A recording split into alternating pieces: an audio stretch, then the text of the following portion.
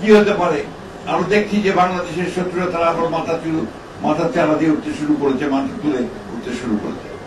শহীদ president Zia Rahman যে দর্শন দিয়ে গেছিলেন, বাংলাদেশি জাতীয়তাবাদের যে দর্শন, সেই দর্শন কখনো পরাজিত হতে পারে না।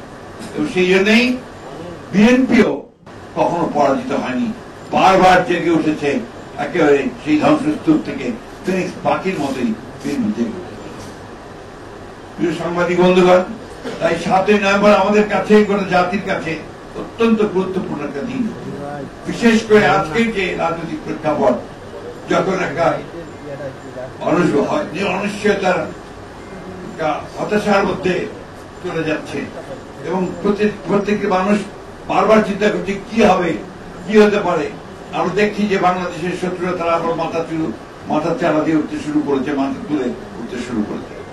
আমরা দেখছি যতই সময় যাচ্ছে ততই বাংলাদেশে একটা অ্যানার্কিক সিচুয়েশন, একটা পুরোপুরি একটা নৈরাজ্য সৃষ্টি করার অপচেষ্টা চলছে।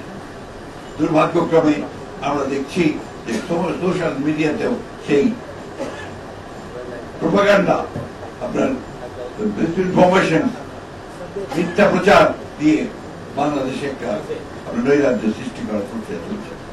আজকে তারই প্রেক্ষিতে 7ই নভেম্বর আজকে আমাদের কাছে অত্যন্ত গুরুত্বপূর্ণ।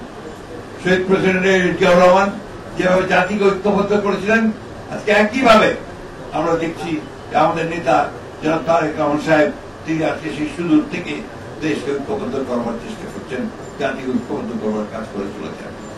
এবং দেশের বেগম খালেদা জিয়া যেভাবে আমাদেরকে পরিচালিত করেছিলেন, তার দীর্ঘ 9 বছর স্বৈরাচার বিরোধী সংগ্রামে, পরবর্তীকালে ফ্যাসিবাদী সংগ্রামে, সেইভাবে একইভাবে আজকে আমাদের নেতা, আমাদের তরুণ নেতা তারেক রহমান, তিনি আমাদের দলকে পরিচালিত করছেন এবং জাতিকে নতুন আশা যোগান।